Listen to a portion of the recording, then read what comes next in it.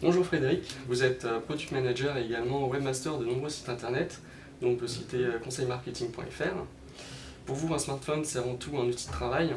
Alors pour moi, c'est un compagnon idéal et indispensable à avoir. Parce qu'en fait, j'ai besoin d'avoir accès à beaucoup d'informations et saisir beaucoup de choses en fait en situation de mobilité. C'est-à-dire, quand je suis en déplacement, il faut que je puisse répondre aux mails de tous mes collègues qui m'envoient des emails. Quand il y a des tweets, quand il y a des éléments sur Facebook qui sont postés, il faut aussi que je réagisse. Et puis même moi, à titre perso, j'ai besoin en fait de pouvoir saisir beaucoup de choses. Saisir des articles de blog, je prends des notes en fait, ça peut être des livres que je lis, des publications, je prends même des photos de publicité que je mets en fait sur mon blog et j'écris en fait beaucoup d'articles en situation de mobilité.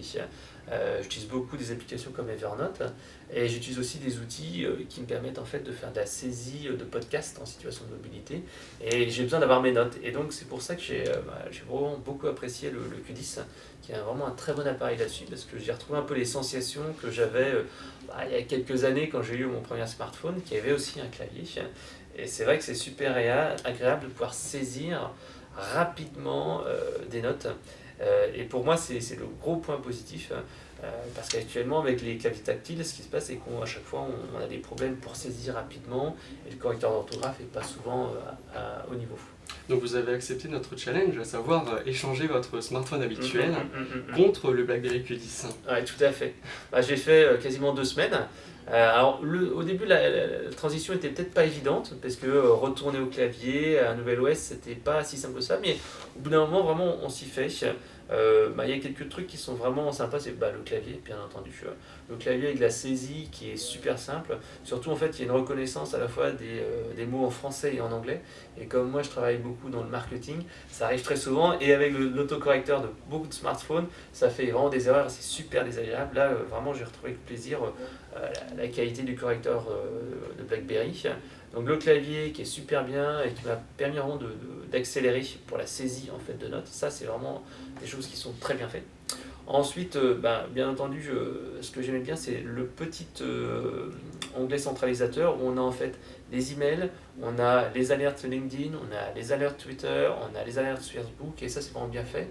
Et même le matin, comme moi j'ai une communauté qui est assez large, je reçois en fait les anniversaires du jour, et ça me sert beaucoup puisque c'est important d'être près de sa communauté et de pouvoir, comme ça, donner quelques petites informations, un bon anniversaire, etc. D'accord, donc au niveau de la prise en main et de la configuration, au niveau de l'ergonomie et des boîtes mail, ça s'est plutôt bien passé. Alors moi, ce que j'aimais bien, c'était aussi tout ce qui était gestion documentaire. Le document to go pour modifier des Word et des documents, ça c'est un outil qui est bien. L'outil aussi de gestion des fichiers, que j'ai bien apprécié, parce que là, vraiment, on a un petit utilitaire qui permet de transférer les fichiers, transférer éventuellement des musiques, puisque souvent en déplacement, c'est bien d'avoir son smartphone. Donc ça, moi, j'ai trouvé super bien. Et au niveau des agendas, bien sûr, la synchro direct avec Exchange, synchro avec Outlook. Et quelque chose qui est vraiment bien foutu, c'est tout simplement la gestion des notes. Moi, j'ai beaucoup de notes en fait avec les tâches prioritaires, ce que je dois faire. Et donc, il y a bien sûr d'une part la synchro avec les notes de Outlook, mais en plus, on peut se créer des boîtes avec en fait des tâches prioritaires ou pas. Donc, moi, chaque fois que je pense à une chose, hop, je l'ai noté comme ça dans les différentes boîtes, c'est super visuel et on sait tout de suite ce qu'on doit faire de manière urgente, de manière importante ou des choses qu'on fera un peu plus tard. Donc là, c'est vraiment un outil qui permet de gagner du temps. Après, ce que j'ai trouvé également de très bien dans cet appareil-là, c'est l'aspect de pouvoir en fait changer la batterie. Très simplement en fait de pouvoir la mettre en fait mettre une deuxième batterie par exemple, et ça c'est ce qui manque dans beaucoup de smartphones modernes, c'est qu'au bout de quelques heures en fait d'utilisation, la batterie tombe en rade et si on n'a pas un PC pour brancher, on est tout de suite coincé ou une prise de courant. Or moi j'utilise beaucoup en fait le smartphone en tant que modem. Et là en fait avec la deuxième batterie, hop, on change la batterie et on est reparti pour un tour. Et ça c'est quelque chose qui est vraiment très bien. En plus, comme le BlackBerry Q10 est compatible avec la 4G, ça permet d'avoir un bon débit, ce qui est vraiment important quand moi je télécharge beaucoup de mails, des vidéos, et je vois en fait que c'est vraiment un réel gain de temps en fait, au quotidien. Donc après plusieurs jours d'utilisation, qu'est-ce que vous avez le moins, qu'est-ce que vous avez le moins apprécié? Alors en fait, c'est l'ergonomie qui change, forcément, puisque on arrive sur une ergonomie avec un nouvel OS, donc il faut quand même un certain temps pour se retrouver.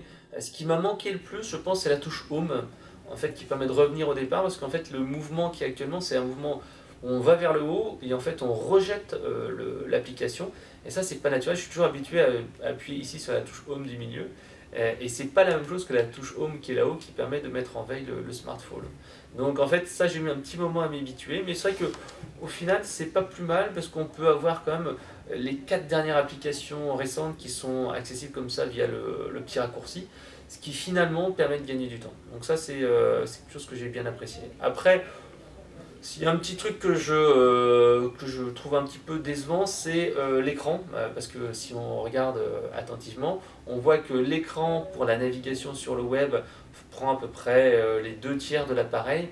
C'est vrai que parfois on peut être habitué à avoir un écran qui est plus large pour surfer. Donc c'est vrai que c'est plus agréable, mais quelque part on n'a pas le clavier. Donc bon, soit on choisit d'avoir le clavier, soit on choisit d'avoir un grand écran.